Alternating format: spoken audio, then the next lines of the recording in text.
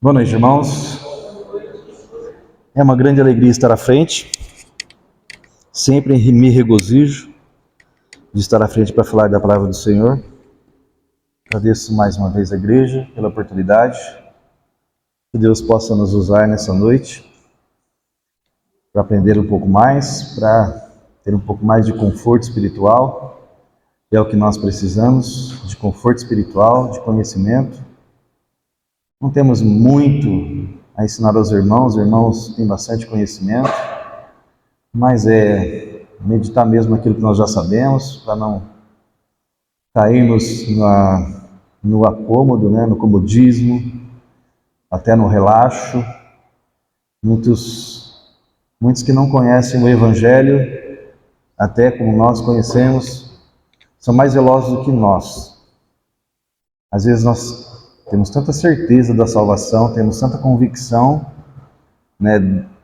por estar estudando, por a gente pegar bastante a respeito do sangue de Cristo como suficiente para nós, e Ele é suficiente mesmo, mas às vezes nos acomodamos com essa verdade, e deixamos de fazer até algo que outros que confiam na obra fazem. Não estou aqui para pregar obra, mas a boa obra, ela faz parte da vida do servo de Deus. Um grande erro que nós cometemos é ficar às vezes olhando o mal dos outros, os erros dos outros, e muitas vezes nós observamos e julgamos algo que nós mesmos estamos às vezes caindo nesse mesmo erro.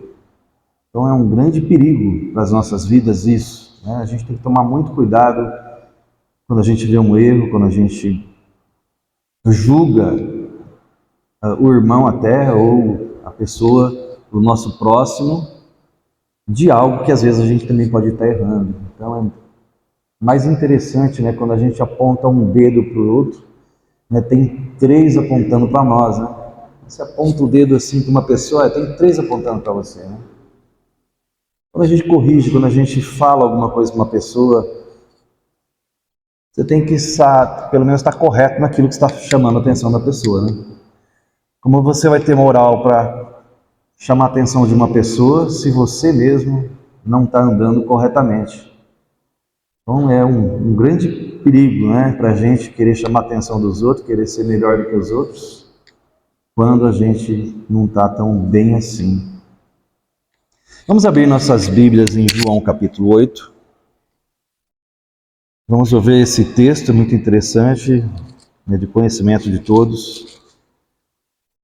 Não esqueça que João, ele era analfabeto, então certamente ele ditava e outra pessoa escrevia, porque ele mesmo não sabia escrever. Esse livro foi escrito entre 85 e 90 anos, depois de Cristo.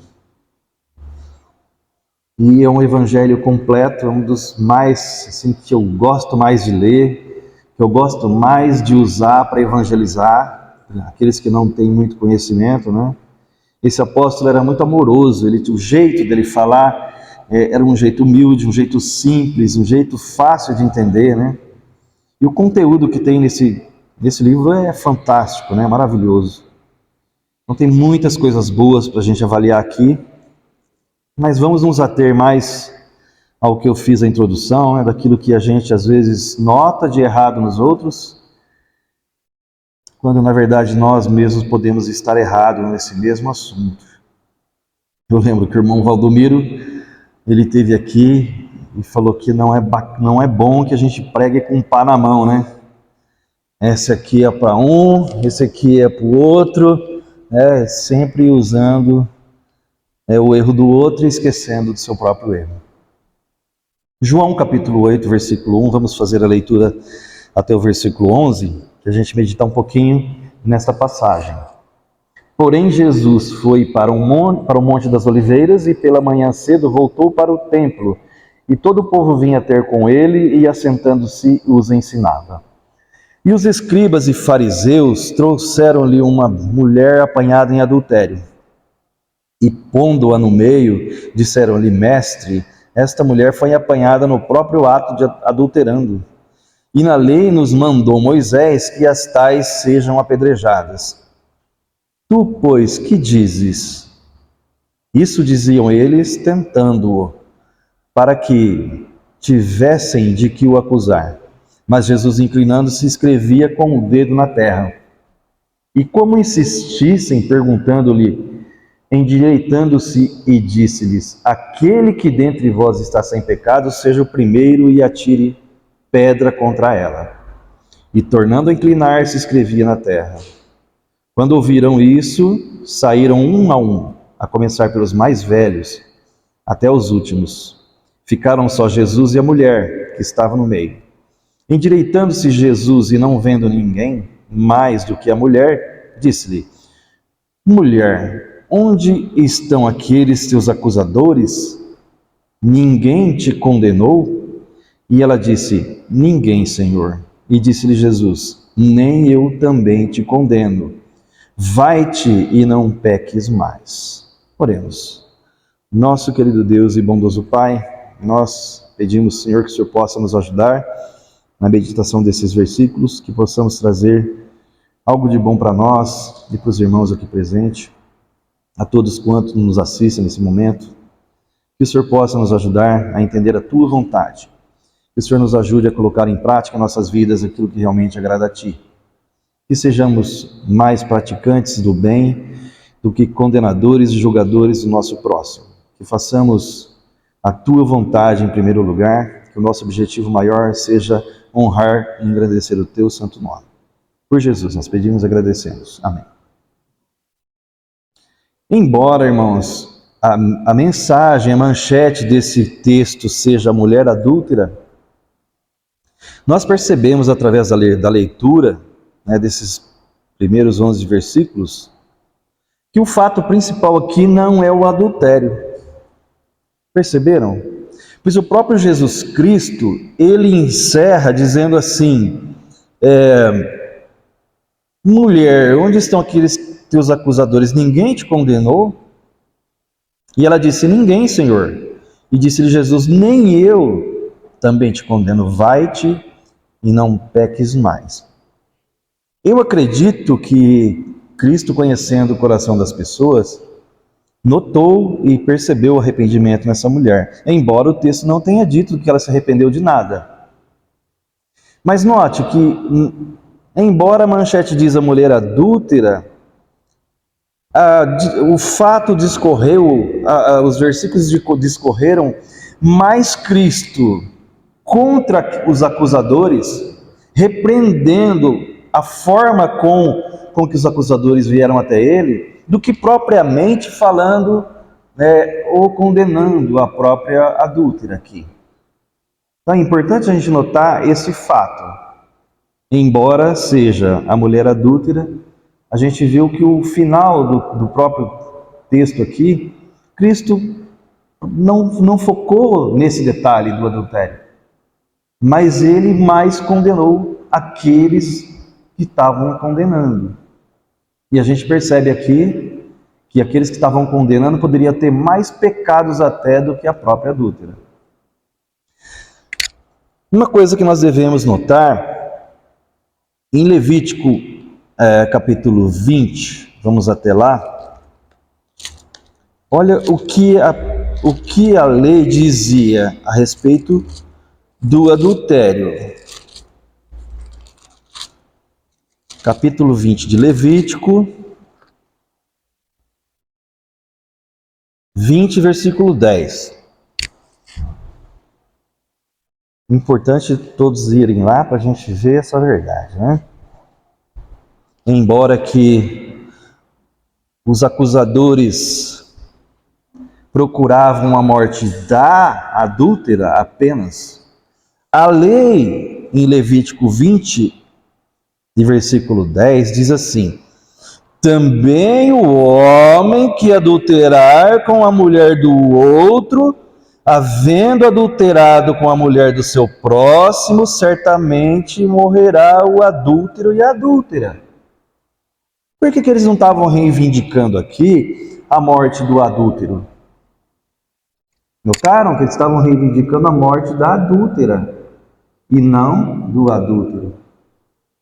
Se eles são tão donos da lei assim, por que eles não estão atuando dentro da lei? O próprio texto, diz,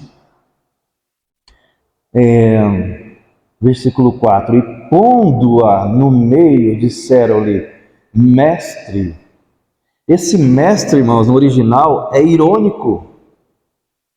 Não é um mestre de reconhecer que ele era um mestre, que ele era o Senhor, que ele era o sábio, um justo juiz, mas é um mestre na ironia. Eles estavam sendo irônicos com Cristo.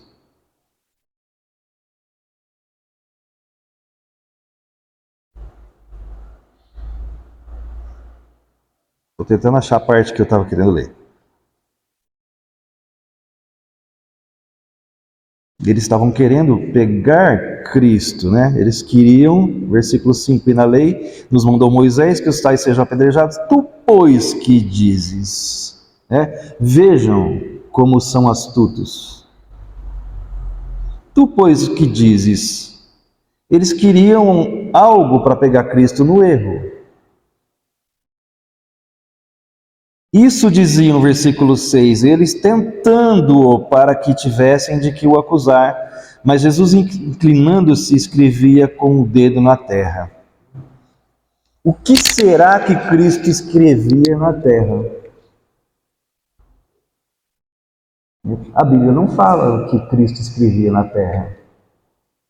Mas se a palavra está dizendo que ele escrevia na terra, é porque isso tem importância. A Bíblia jamais vai relatar alguma coisa que não tenha importância. Tudo que tem na Bíblia tem importância. No final de Apocalipse, nos versículos finais, a palavra diz de um tio e de um jota. Se alguém acrescentar ou tirar um tio ou um jota, que no grego e no hebraico, um tio e o jota é muito maior do que para nós. Mas qualquer coisinha mínima que foi tirada, vai ser condenado por isso, de tal forma. Então quer dizer que tudo que está na Bíblia é de suma importância. Nós temos que nos atentar a cada detalhe de cada versículo, para extrair o conteúdo, a profundidade de cada versículo. Então você está falando que Cristo escrevia na areia, e esse fato não é irrelevante. Esse fato tem que ser pesado como algo importante.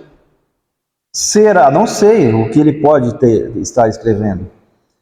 Ele poderia estar escrevendo o pecado de alguns que estavam lá. Isso é opinião minha. Não estou falando que é bíblico. Mas estou jogando algo para os irmãos pensarem. Não vamos só ler e achar lindo. Nós não devemos ler passagens bíblicas e achar lindo, profundo, maravilhoso, poético. Nós temos que entender. E aquilo que nós não entendemos, devemos buscar sabedoria para entender aquilo que nós não entendemos. Mas Cristo poderia estar escrevendo o pecado de alguns deles, ou poderia estar escrevendo a própria lei aqui, que nós acabamos de ler, Levítico 20:10, também um homem que adulterar com a mulher do outro, havendo adulterado com a mulher do teu próximo, certamente morrerá o adúltero e a adúltera. Essa simples escritura na areia poderia ser algo que Cristo já estava usando, para mostrar o erro deles.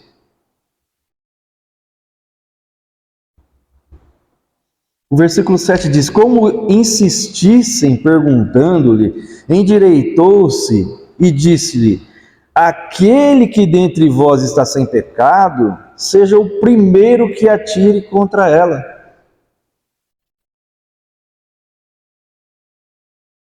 Deuteronômio capítulo 17, vamos lá. Deuteronômio capítulo 17.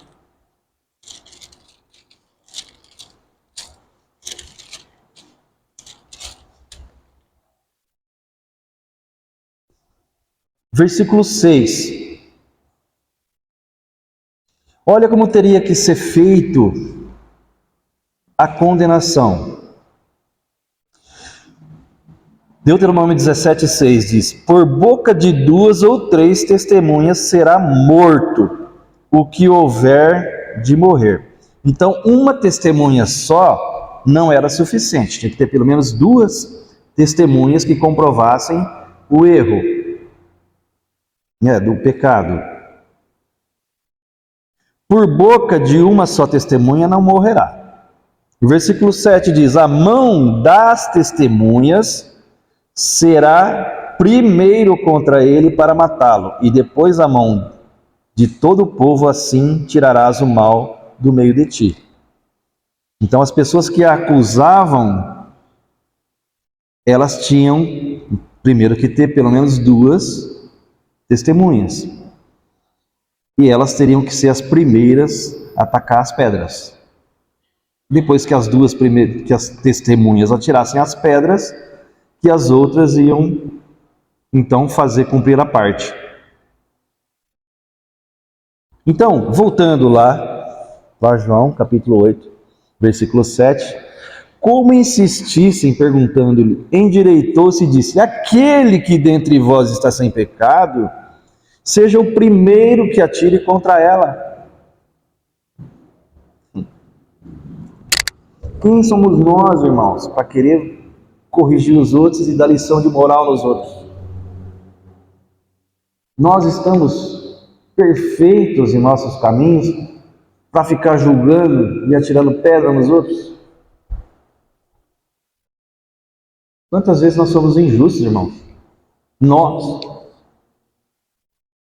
Não quero ficar apontando, eu também.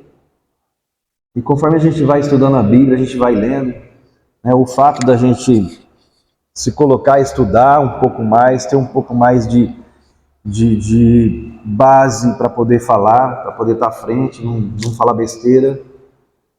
Nós somos os maiores ganhadores, porque nós temos que estudar um pouco mais, temos que ler, temos que buscar passagens que comprovem aquilo que a gente está falando, e a gente começa a ver o quanto que a gente é errado. Eu sempre digo que quanto mais eu leio, quanto mais eu estudo, mais eu vejo que eu não sei. Mais eu vejo a necessidade de ler, de estudar um pouco mais, porque eu vejo que eu preciso aprender mais. E que lição, né? Quantas vezes eu já passei por esse texto, e olha como a gente às vezes passa achando bonito, achando interessante, uma boa lição, né? A gente passa aqui, a mulher adúltera, e a gente foca nesse fato da mulher adulta. Mas percebem como Cristo lidou mais reprovando a forma com que os fariseus e os escribas estavam ali julgando, do que com o próprio ato de adultério da mulher? Volto a repetir, não fala que ela se arrependeu, mas eu creio que Cristo, conhecendo o coração, notou arrependimento na mulher. Não achou, porque Cristo não achava. Você não vai achar lugar na Bíblia Cristo falando, eu acho, deve ser. Não, em verdade vos digo, sempre ele fala com convicção e não tem palavra torta, né, nos lábios de Cristo. Aqui até no capítulo da frente, né, capítulo 8 mesmo, versículo 46, Cristo diz assim: quem dentre vós me convence de pecado? É como se estivesse dizendo assim: ache um defeito em mim. Quem de vocês pode encontrar um defeito em mim? É essa pergunta que Cristo estava fazendo. Para quem? Para os fariseus e para os saduceus. Quem que eram os fariseus?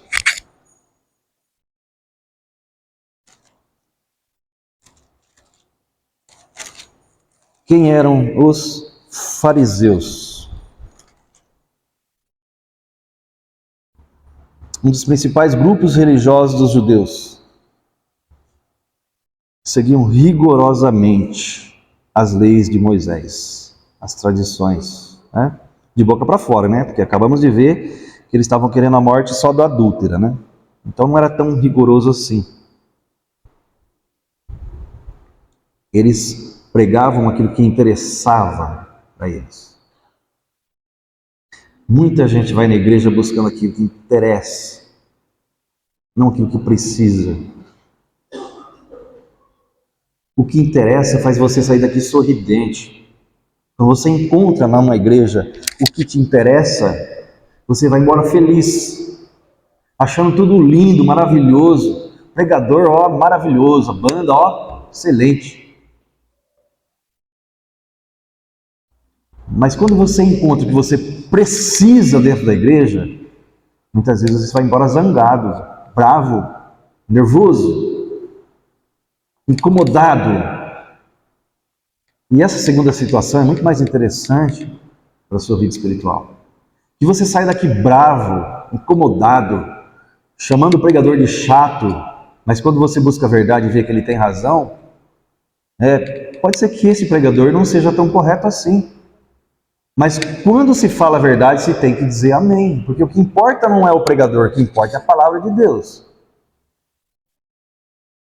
Muitas pessoas, assim, puras de coração, são salvas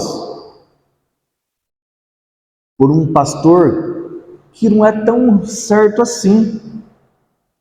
Quantas vezes a gente vê pastor que abusou da própria irmã, que roubou, que não pagou conta direito, né? Deu um mau testemunho para as coisas de Deus, mas às vezes ganhou muitas almas de pessoas sinceras de coração que foram bênção para o Senhor, para a obra do Senhor. Ganham através de quem? De uma pessoa que não era tão certa assim. Nós temos exemplos aqui de pessoas que se converteram. Num só dia, o pastor falou a grande verdade, pregou Jesus Cristo como Salvador, pregou o sangue de Cristo precioso derramado na cruz pelo nosso pecado. É a única coisa que pode pagar pecado, é o sangue de Cristo. Uma única vez esse pastor pregou isso. E ganhou almas com essa verdade, só que nunca mais pregou essa verdade. O resto do seu ministério foi Cristo mais obras, Cristo mais perseverança, Cristo mais dízimo, Cristo mais, enfim. Nunca mais voltou naquela verdade. Mas Deus usa. Quando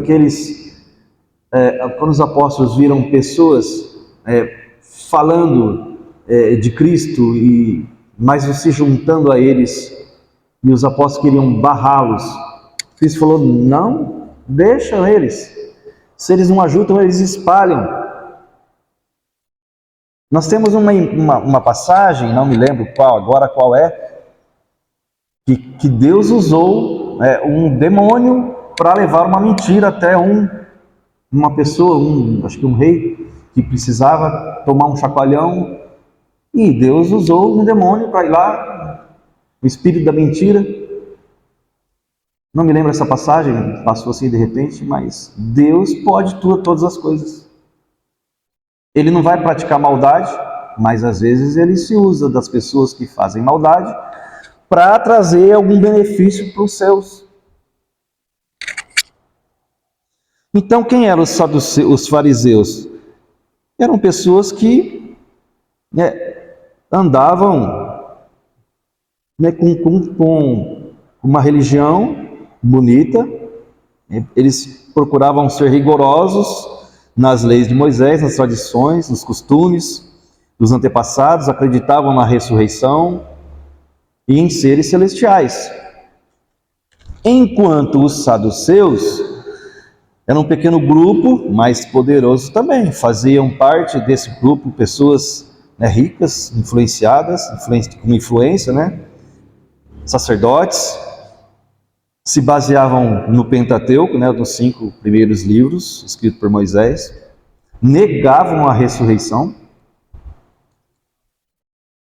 negavam o juízo final e a existência de anjos. Vejam que esses dois grupos, eles divergiam no que criam. Em algumas coisas até batiam, mas divergiam.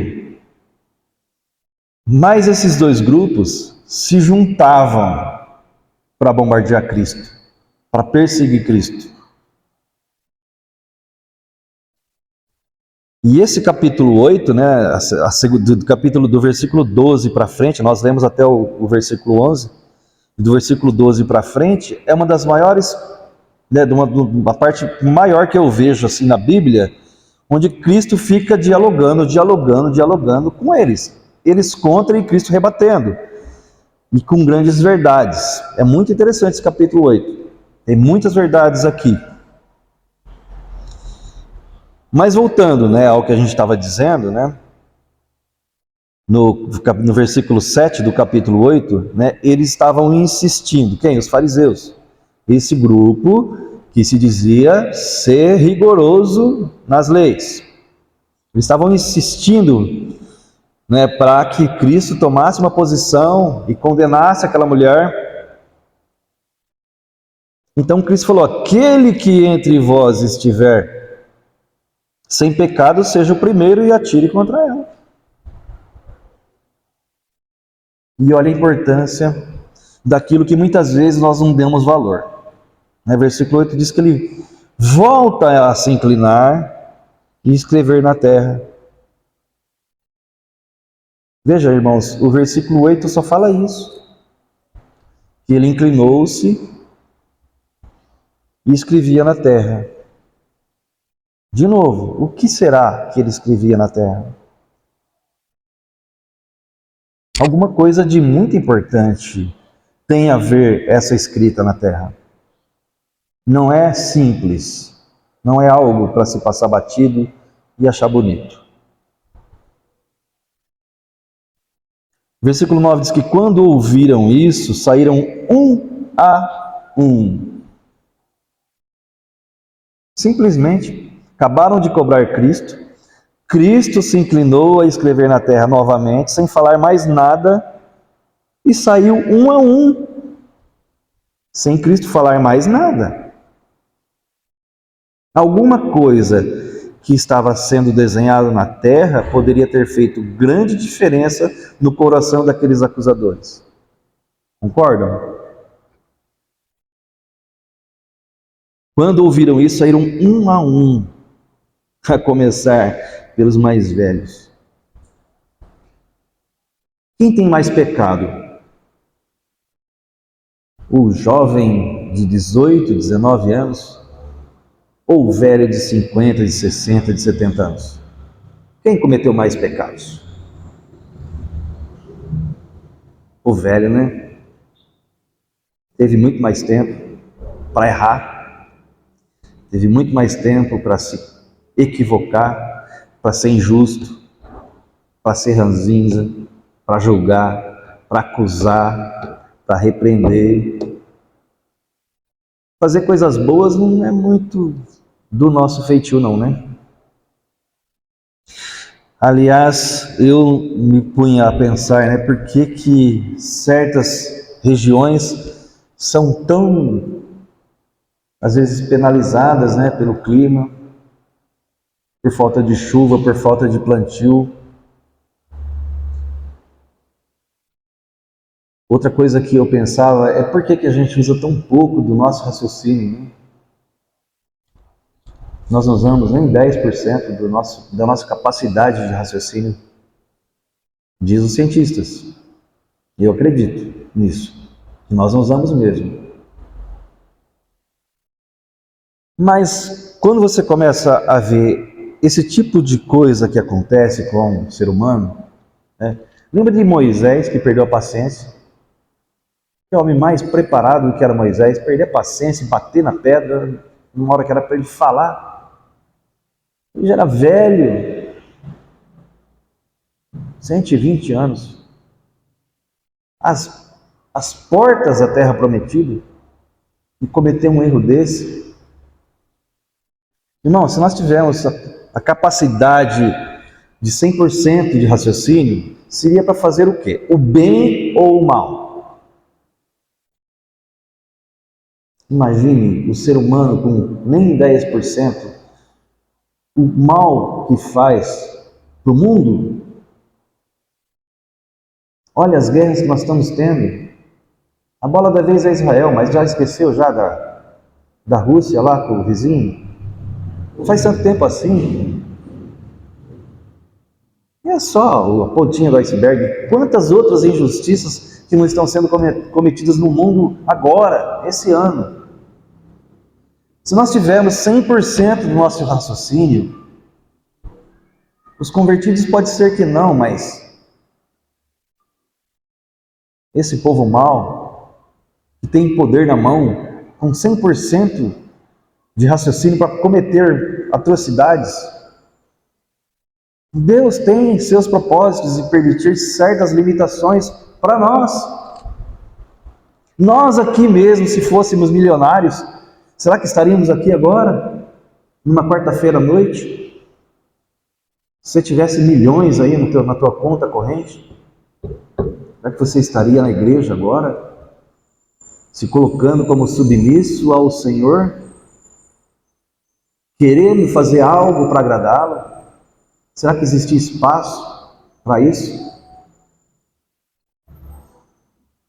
A palavra diz que é mais fácil o camelo passar no fundo da agulha do que entrar o rico no reino dos céus. Não é que o rico não possa entrar, é isso que nós estamos falando. Muitas vezes o rico não tem tempo para as coisas de Deus. Ele está tão seguro naquilo que ele tem que ele acha que ele não precisa de Deus. Eu não sei se é verdade, mas um estudioso da Bíblia também me disse que esse fundo da agulha, eu não sei se é verdade, tá, irmãos? Estou dividindo com os irmãos aqui. Se alguém souber, me fale se isso é verdade. O fundo da agulha dito, né, por Cristo, não é realmente a agulha, passar a linha na agulha. Seria muito absurdo eu achar que um camelo ia passar ali. Mas que o chamado ponta da agulha, fundo da agulha, eram as janelinhas que tinha no fundo dos palácios. Quando tinha aquelas cidades cercadas, que nem Jericó, tinha aquelas muralhas, tinha algumas janelinhas. Essas janelinhas que eram chamadas fundo de agulha. É isso que eles estavam dizendo. É claro que não ia caber um cabelo no fundo da agulha, mas não sei se é verdade isso, né? Mas não é o caso. A verdade é, voltando para o nosso texto, né? Que quando ouviram, né, isso, saíram um a começar pelos mais velhos até os últimos. Claro que os mais velhos, porque tinham mais pecados, tinham mais coisas para doer a sua consciência. Eles tinham muito mais erros a dar conta do que o próprio que eles estavam acusando ali. Então foram saindo um a começar dos mais velhos, até os últimos. Ficaram só Jesus e a mulher que estava no meio. Eu tenho certeza que Jesus foi convincente com as escritas que ele estava fazendo na terra. A sua palavra também, mas eu acho que a escrita na terra tinha alguma coisa de muito importante, porque fala duas vezes aqui, e agora da última vez Cristo se inclinou e não falou mais nada, e quando eles começaram a sair. Endireitando-se Jesus, e não vendo ninguém, mais do que a mulher, disse-lhe: mulher, onde estão aqueles teus acusadores? Ninguém te condenou? Olha que forma de você mexer com o íntimo da pessoa. Eu digo que Cristo viu arrependimento na mulher, porque a forma com que ele aqui questiona ela, né? Cadê os teus acusadores? Ninguém te condenou? E ela disse: ninguém, Senhor.